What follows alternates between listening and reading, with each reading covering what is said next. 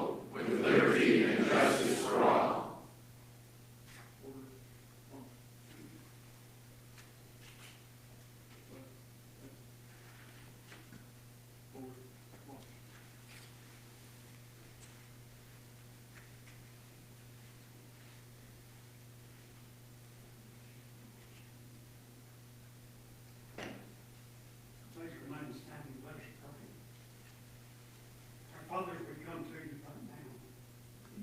Thank you for your wonderful love and your care for us. Father, we look around and we see the grandeur. We see the great blessings that you have bestowed upon this place and this country. Father, we pray that you continue to do that. Lord, that men, women, boys, and girls would bring honor unto your precious name. Father, as we come today, we honor our brothers, Lord, in the service that have given much, and some have given all. Father, we would remember their families. We pray that you would comfort them as only you can. This one today, Mr. Charles Coolidge, has a special honor as being bestowed upon him. And Father, a memorial dedication of, we pray that you would just use it, Lord, that help people that would see that, would honor and reverence thee, because we do it for thee. Lord, we pray today that you would guide our men and women in the service and in the first responders, Lord, give them safety as they travel around. Again, we pray today, bless this special one in this moment of time. Amen. Amen. Please be seated.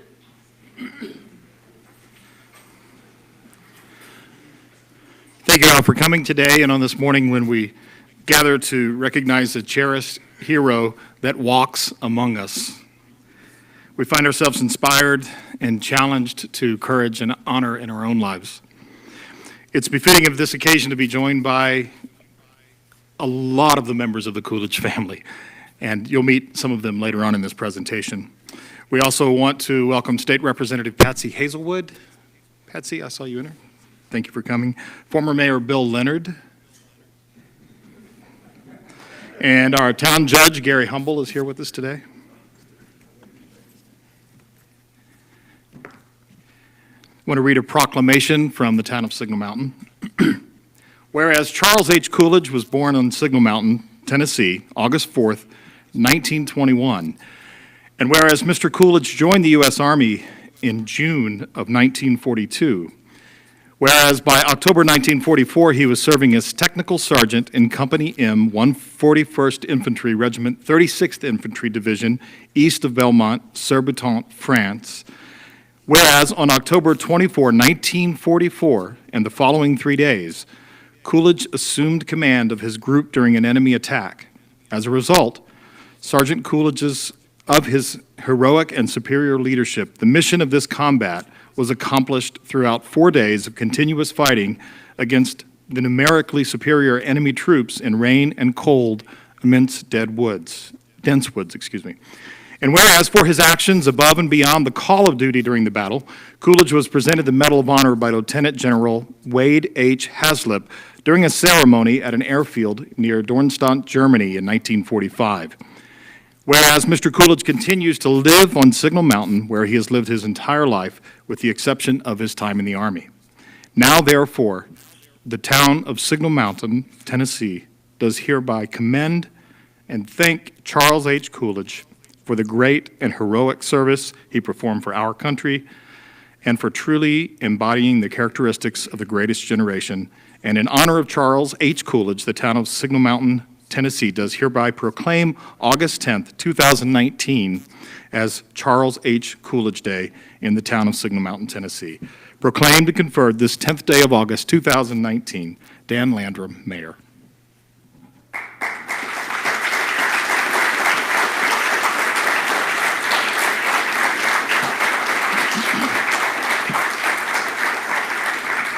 I'd like to ask retired Major General William B. Raines, Jr. to come up and tell us a bit about the history of the Medal of Honor.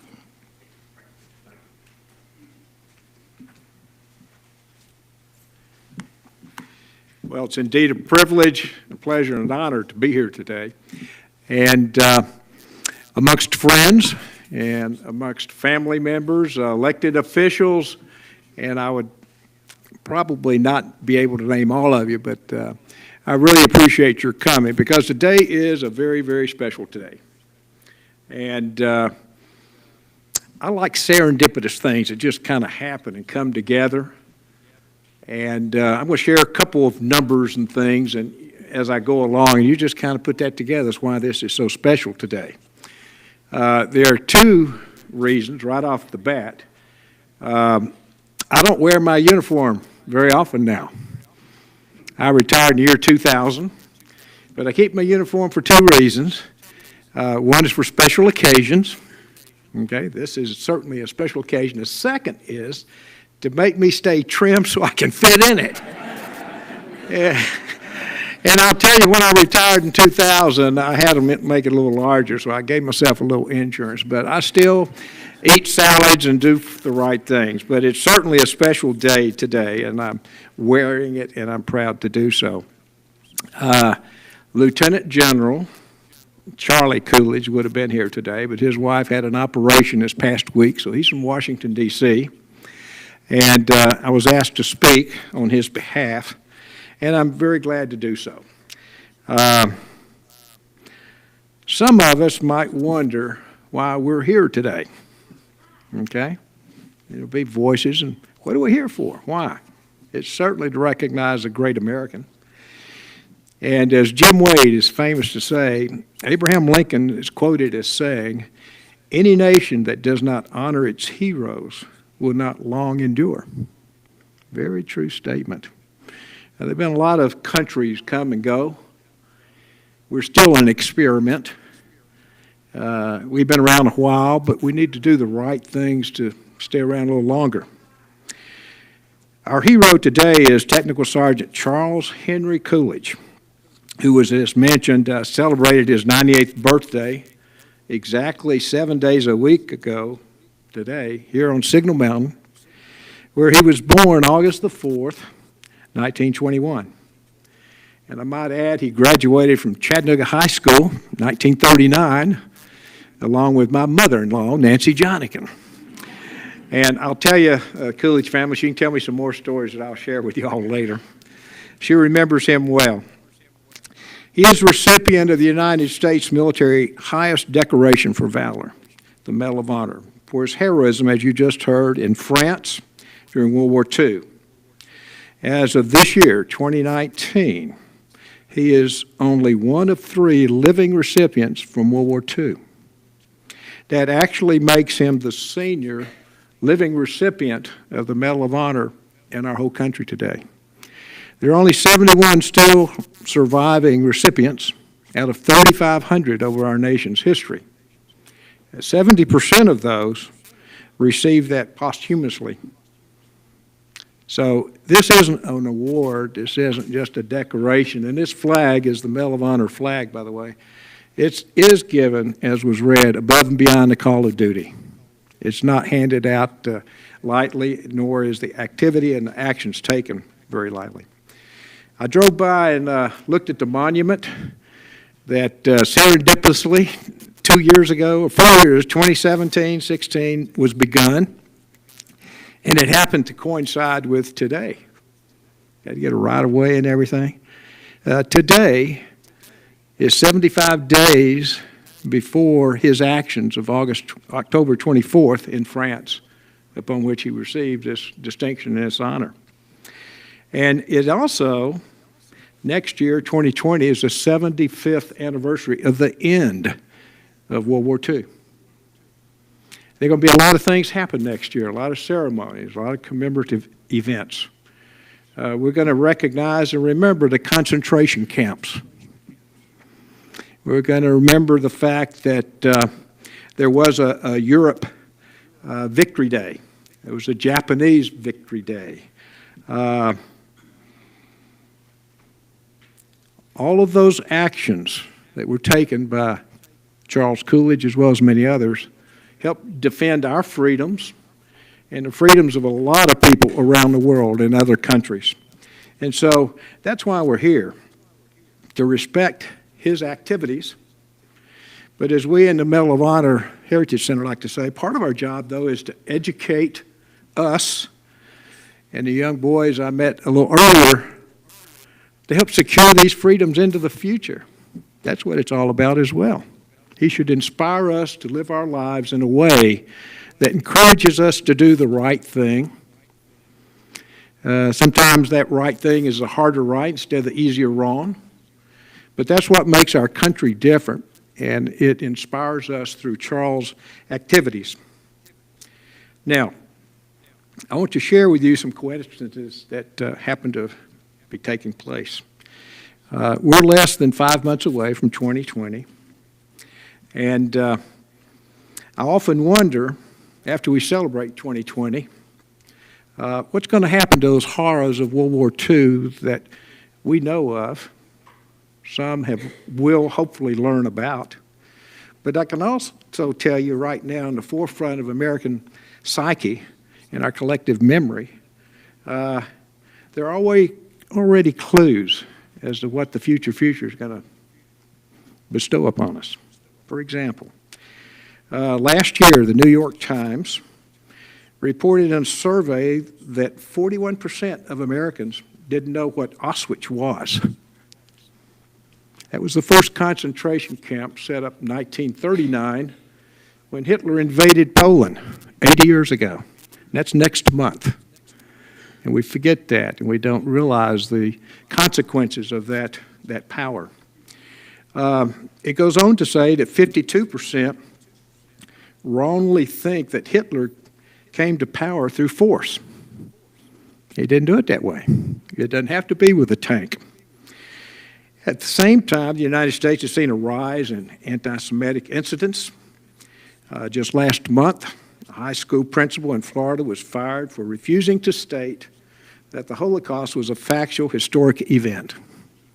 I mean, it's just unfathomable. And I'm going to add this, and, let's be careful about it, but I want to add this. You think, okay, that's Florida. In this morning's paper, on the Region section, front page, headline said, "White supremacist group stickers found." It goes on to say these are found on light poles around City Hall and MLK Boulevard. So to protect our freedoms and our great way of life, we need to pause and think about the moral courage that we, and in some cases those who are defending us, the physical courage they've got to exercise to maintain this wonderful country and this way of life that we have. Charles H. Coolidge, 24 October 1944. A heavy platoon of machine guns he led. And as you're going to hear in his own words, and I'm going to not go into the detail, but I'm going to set it up for you. It wasn't a platoon. A platoon's about 30 guys or 40 in some cases. He had 2 squads, which is 12 people. He held off a company of German infantrymen, and that's about 120. Depends on how many people they had. Maybe they only had 100. Certainly a 10-to-1 disadvantage. He held them off leading a group of young men. A lot of have been replacements because they had lost a lot of people in his unit. Through his bravery and his encouragement, his example of leadership, they sustained themselves for 3 days. Finally, on the 4th day, and you're going to hear him tell about it, the Germans with 2 tanks, reinforced infantrymen, machine guns, assaulted their position. Tech Sergeant Coolidge got a bazooka, tried to blow up that tank, and as many of you know, somebody's stolen the battery. It didn't work, so he threw it away. He gathered up as many grenades as he could, and he went back. And he threw all these grenades he could. And he tried to eliminate that tank. He didn't realize they were severely outnumbered. He got his men, and they very orderly withdrew. Now, you can run in a skirmish like the Union forces did from Chickamauga, but they did it in a very organized way. And guess who the last person to leave the battlefield was? It was your dad, Charles Coolidge. He set that example all the way through, all the way to the end. Now, when you go look at this monument right here at the entrance to Signal Mountain, it's a real nice plaque. And on it, you're going to see Charles Coolidge receiving that Medal of Honor from General Haslip. And I brought one from our Medal of Honor Heritage Center Museum. You'll kind of recognize it. This is the general right here. At that time, he was a 3-star general, and it's in the field. That's rare. I tried to find out why that occurred. It's usually at the White House, usually a big ceremony. This is a big ceremony to be out in the field. And it was an airfield in Germany, June 18, 1945. So I found out a little bit about this general. General Haslip, famously or infamously, Fort Sam Houston, when he was a lieutenant and Lieutenant Eisenhower were both stationed at Fort Sam Houston, he introduced Mamie to Ike. Their relationship goes all the way back. And I'm going to say it's 1917, something like that, okay? I think Eisenhower wanted to be there. I think he wanted to recognize your father, use him as a leadership example of what we needed to do to finish the war and how he did it right. He wasn't able to go, so what did he do? He sent his best buddy, a lieutenant general. Now, this same general, the reason I think there's such a close relationship, he was a pallbearer for President Eisenhower's funeral. So this doesn't happen, and that's the correlation. If I find out the truth, I'll tell you, but that's the one I'm sticking with. And I think your daddy needed that recognition. We've got a few other plaques that John Coolidge has got here, and I'd encourage you to come look at it. It is the actual citation for his Medal of Honor. It's a dedication of a park. In fact, this park right here where our monument's placed today. I think you'd enjoy looking at that and sharing in the history. And go look at it. Know where it is. Take your kids, your grandkids, your great-great-grandkids, and tell them part of the story that I've just shared with you. Now, he served in combat for 22 months on the front lines. Typically, you last about 12 days. He had no injuries. He went North Africa, Sicily, Italy, France, Germany, Austria. That's a lot. Now, along the way, he picked up a Silver Star. Again, they just don't hand those out. And a Bronze Star also for valor. He is the living example of what serving in the military, like Drew is, your cousin. That is what we need today to protect our freedoms. Now, as chairman of the Charles H. Coolidge National Medal of Honor Heritage Center, and it's a heritage center because this is the birthplace of the Medal of Honor with Andrews Raiders right here in Chattanooga. So it's part of our heritage.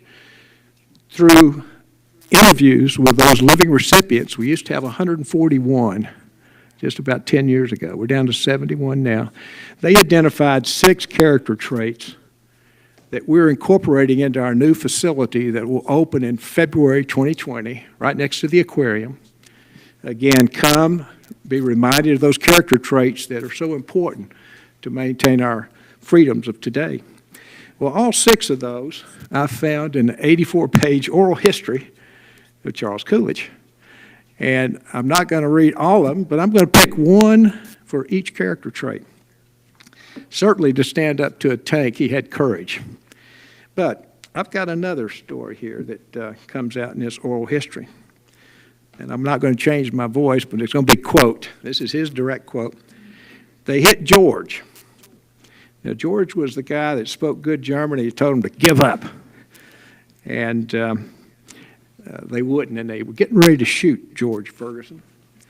They got him, I think, in the left arm, right or left. They got him in the arm. And I went over and dragged him on back down where he wasn't on the crest of the hill and got him back to the aid station.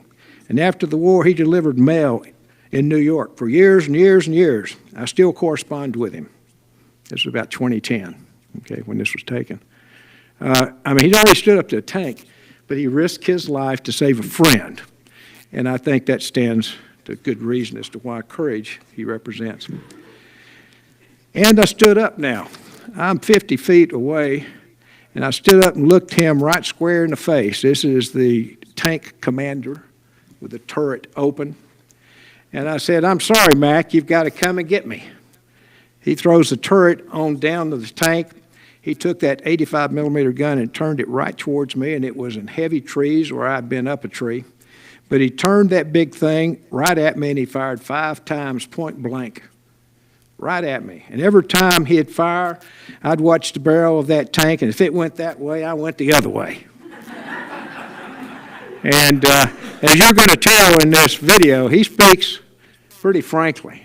He's a down-to-earth, easy-to-understand guy. And when he says, "Let's go to the front," you go to the front.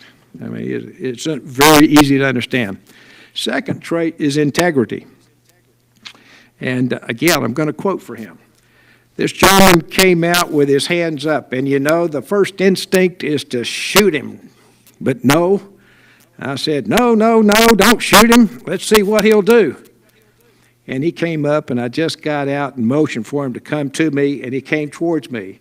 You know, there were 8 of them that walked out of that little creek, and I said, "Well, see, you'd shot the first one, and you'd have to fight all the other 7. That's the way to save lives." That was smart thinking, okay? And integrity. They should not have shot that guy. Sacrifice. Quote, "But you know, it's all the Lord was looking after me and all of us. I mean, you got to give God credit. He just let me do the right thing at the right time, and every step I took, I knew He was with me.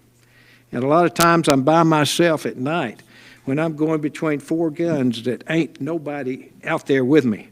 I have a runner, but I'm not going to bother him to go out there with me at night when I know he might get killed. A shell might have come in and killed 2 of us instead of 1. He's willing to risk his life and to save a life, and that's sacrifice. Patriotism. Quote, "I folded over 1,000 flags off of caskets there, meaning National Cemetery. I don't know how many, but over 1,000. I used to go out there often. They could always grab me because I was a salesman. And, you know, it was easy for me to make appointments that would juggle between a 1 o'clock funeral and a 2:30 funeral or a 4 o'clock funeral. And so I was available. And Joe Wilhout, Harold Joe Wilhout, Will Hoyt, used to help me a lot. He's deceased now, but we folded a lot of flags. It was really no inconvenience to me. In fact, the National Funeral Home got so embarrassed about calling me, they quit calling. But it was never an embarrassment to me. That's real patriotism, particularly to recognize those people and their lasting date and their family. Commitment. Now, there are different kinds of commitment. Commitment to your men, and that, you're going to see that. But he also had a commitment to his Lord. Oh, yes. Oh, yeah. Very. And anything I did during the war, I gave God the credit. I mean, Jesus walked for me every step of the way. You cannot believe what my men, they thought. They thought I'd lost my mind. But I would go anywhere, do anything, never worried that they were shooting at me. I still say, I'm sure, the Lord must have curved many a bullet that I knew absolutely they were shooting at me. I mean, it's positive they were shooting at me. And the last character trait, citizenship. this is prior to the beginning of World War II, prior to his being drafted or called up. He was a little too young. In September, the plant manager I was working out there, I don't know whether it was the end of the day or I just got out there working overtime or what, but he came out and he said, "Charles, how come you haven't gone to UTC?" It's UC. "Aren't you going to college?" "They've started college," I said. "I'm not going to college," he said. "What do you mean you're not going to college?" I said, "I don't take any smart individual to go over there and shoot Germans." And he said, "What are you talking about?" Now keep in mind, this is 1939, before the war. And he said, "What are you talking about?" And he says, "We're headed for war." So he was a true citizen, knew that people like himself needed to defend our country. So Charles H. Coolidge is our hero today. He demonstrated the 6 character traits that I think can inspire us for the future.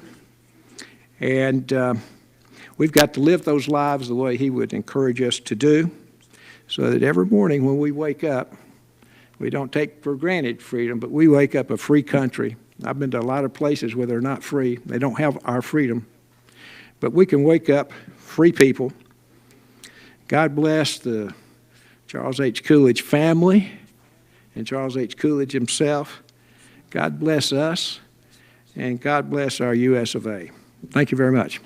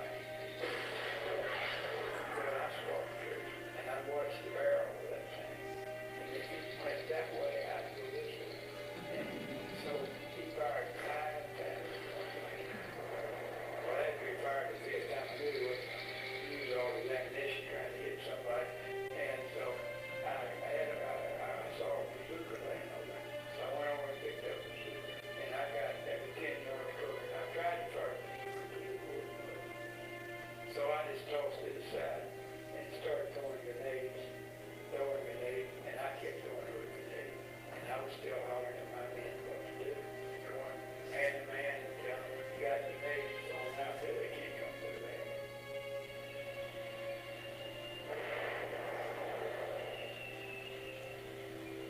At the end, the Associated Press claimed that we had killed 26 Germans and wounded 60 in that battle.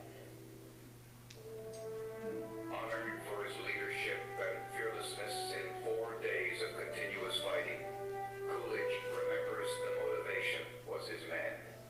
It is a thing of accomplishment, and not that I did anything that I was really saving my own life as well as others. But my first concern when I was a lieutenant was my men. I didn't care what happened to me, but I wanted to protect my men under any circumstance. And I always referred to them as my men.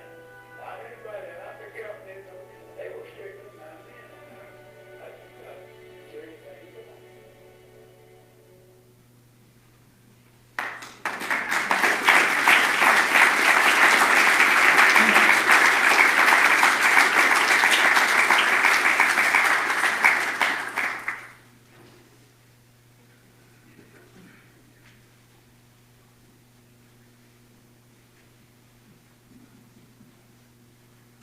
Well, good morning, folks. We represent the Veterans Committee here on Signal Mountain. I'm Jim Mooney, behind me Bill Leonard and Jerry Paula.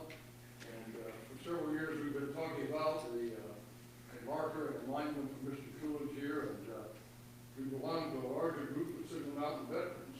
And we meet monthly formally, and then weekly in a breakfast, some folks together. And so we have raised enough money to put this marker in place. So, there 16 men who dedicated themselves and contributed, and I'd like to recognize those 16 men now.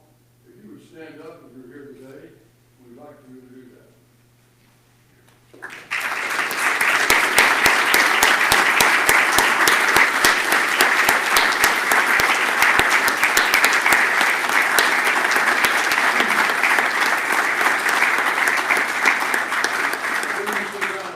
All veterans in the room to please stand.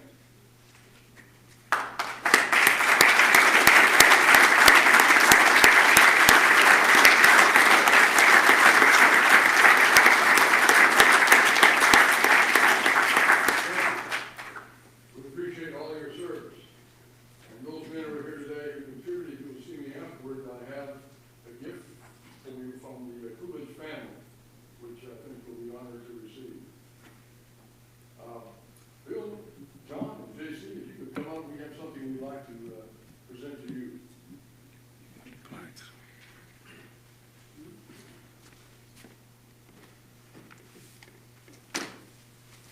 These are prints of the marker that we have at 127 coming up the mountain. And JC, you make sure Charlie gets this copy. I would appreciate it. This marker represents the actions that Mr. Coolidge has taken, and you've just heard about it in World War II. The marker is there on the right-hand side, about 100 meters south of the red light. If you have not seen it, in a small park. We'd like to thank the city for their efforts in making that park possible. You see the new mountain stone wall there, and sod, and it's very nice. So we appreciate their efforts. And Bill, we also would like to give you, this is a coin from the Signal Mountain veterans. And so we'd like to give each of you one of these coins. And we thank you very much for being here, and it's an honor to honor your father. And John, we'd like to ask you to say something before, so I'd like to, is Bruce Wilkie here? Bruce, thank you. He's the gentleman who designed this marker. So Bruce, we appreciate your efforts in that regard. John, we would like to turn it over to you. If you have any comments, and again, we want to honor your father, Mr. Coolidge, and we hope this park will be here forever. I do. Thank you. Thank you. Thank you very much, gentlemen. We certainly appreciate that.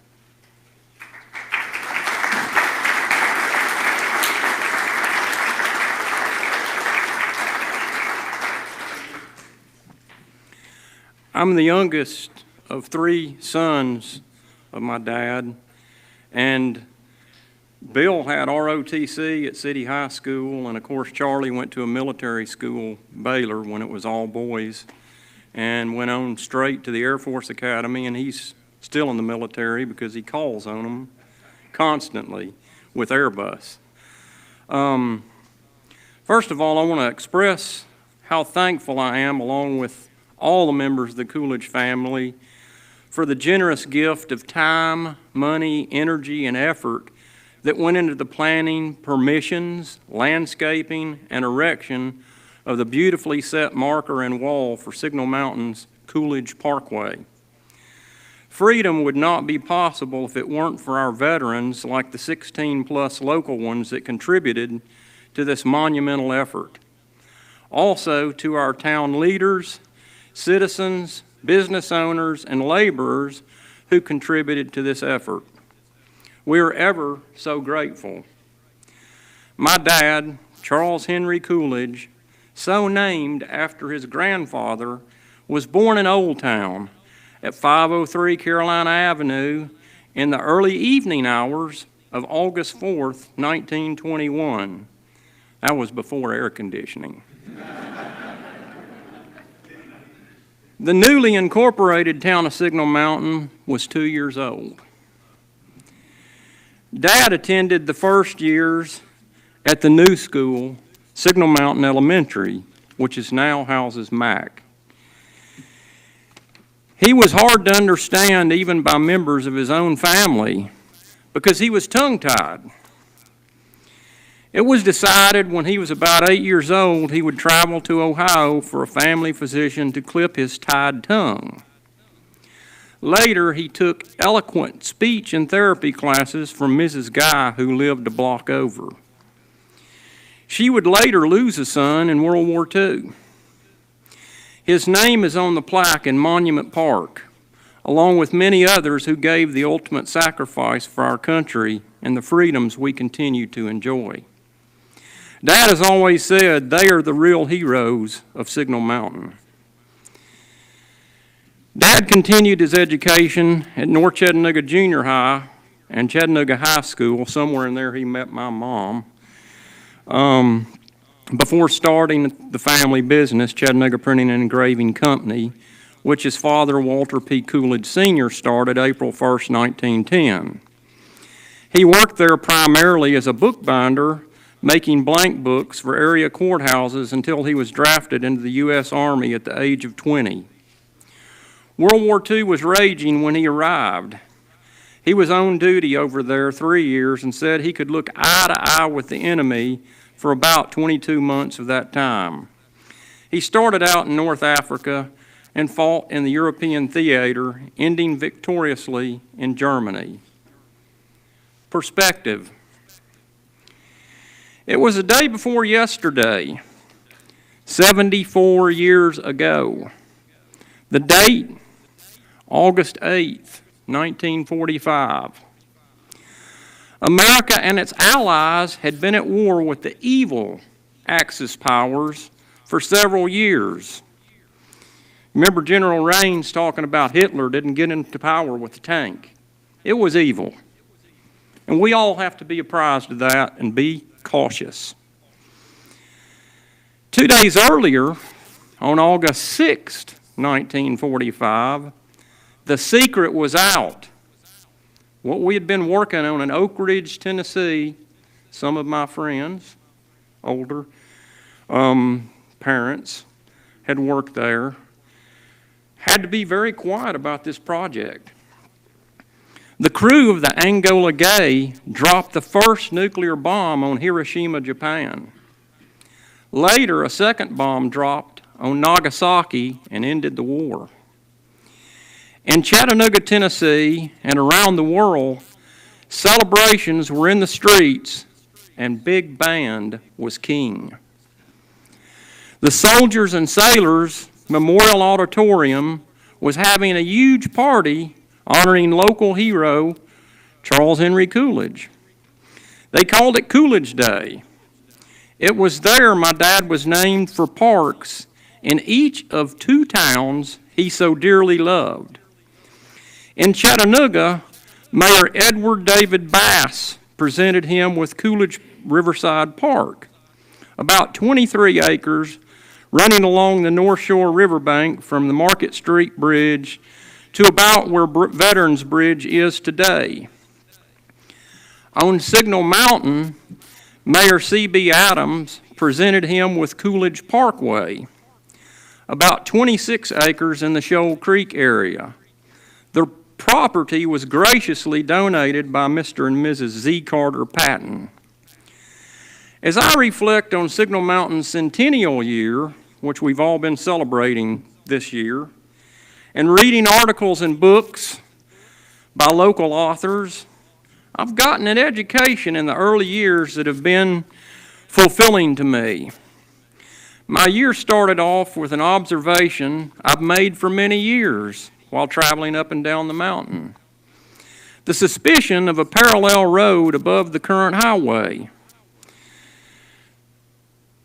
In January, when the foliage was off the trees, I finally, and I'd been telling myself for several years, I've got to get up there before this stuff pops back out again. Because y'all know how the kudzu and the weeds and all that grow around here. I finally ventured out onto what I would discover was the old Federal Road. Sections of it are still visible, and you can view a remaining retaining wall even today. It's right across the road from Coolidge Parkway. I've heard there are still sections of old car line trolley tracks in the woods, and look forward to future discoveries. Dad, who lives in Balmoral, it's halfway down the mountain for those of you who don't know, may coincidentally live above the car line's Richmond Curve, which I learned from in one of the tracks of time back there that Rita produced. Hopefully many of you will get out and enjoy our wonderful mountain, make discoveries of your own. My words to the community are enjoy the freedoms you have and cherish every day. Freedom is not free, nor is it to be squandered. Now I want to step over here and grab the scrapbook from 1945 that was presented to my dad, and it's got the Coolidge Day happenings, and I'm just going to turn to a couple of pages. And then I would invite you all to also look at it as you come by.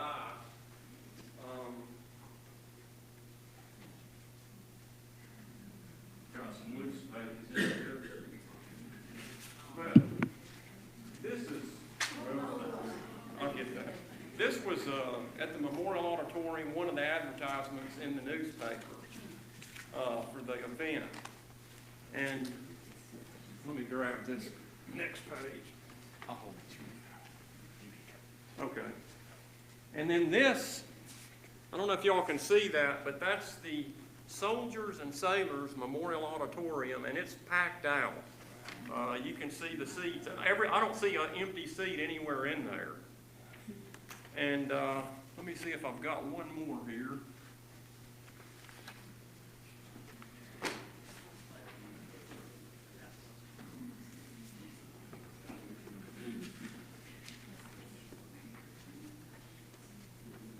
This is on my mom's birthday, September 30th of 1945, and this is their wedding announcement picture, and down below's their wedding picture. And she's very important in this picture, not only this picture, but the picture of life, because she kept my dad inspired with a lot of letters from home. And any GI overseas or even in this country that's protecting our grounds here really appreciates mail, whether it be snail mail, as some of us older folks know it, or electronic mail. And my mom kept the candle going. Otherwise, Charlie, Bill, and I, and some of the grandchildren might not be here today. Well, that's all I have. Again, I appreciate everything everybody has done, and I hope y'all enjoy your time the rest of the day, and we'll, oh yeah, one other thing. I do have friends in the audience that help me.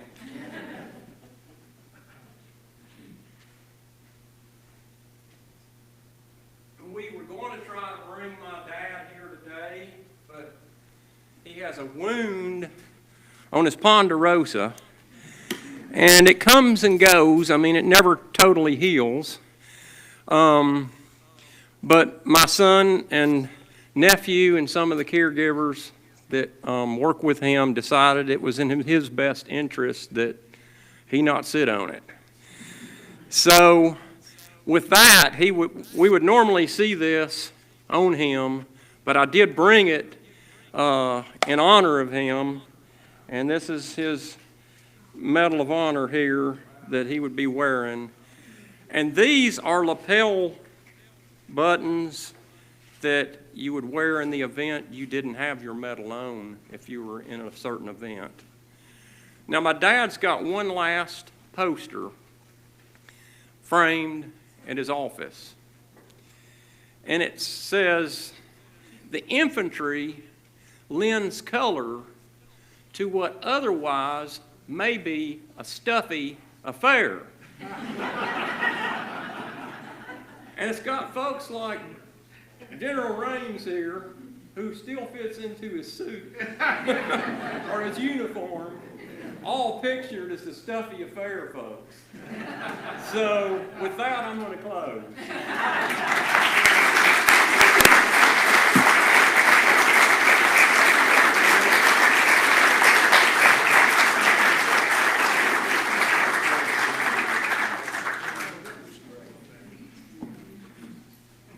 Thank you, sir, very much. I'm Boyd Veal, the town manager for Signal Mountain, and I was very honored to ask when I was asked to close this event, and then I immediately became terrified because I realized I was going to be following major generals and dignitaries and the family of a true hero, and I got a little nervous. So I did something that I often do and defer to one of my favorite figures in our history, and it strengthened me and scared me again when Major General Raines began to quote the same person, and I was relieved that it wasn't the same quote. And I've used this in other situations, but I cannot imagine one where it is more fitting than today. And the words were spoken over 150 years ago, but absolutely hit the nail on the head. Abraham Lincoln said that, "I like to see a man proud of the place in which he lives. I like to see a man live so that his place is proud of him." Mr. Coolidge has proven beyond a shadow of a doubt that he is proud of and loves his place, no matter what scale, whether it's this small community or it's this great nation. This project helps to serve as proof that we are certainly proud of him, and by its presence will allow for decades to come people to learn about his service, and that will ensure that the people of his place will, for generations to come, be proud of him. In closing, I want to thank everyone for coming. I especially want to thank the members of our veterans group for working with us on this project. Our special projects and compliance manager. I say that only because if ever there was a special project that he wrapped his hands around and owned on behalf of the town, this is it. And Sam, I really, really appreciate your effort.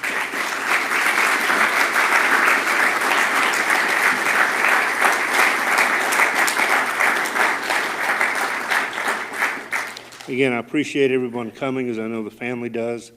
And again, I am honored, I am thankful to be a small part of this opportunity to not only honor but thank Mr. Coolidge, and we ask that you please extend that to him. Thank you. Y'all have safe travels home, wherever that may be. Thank you.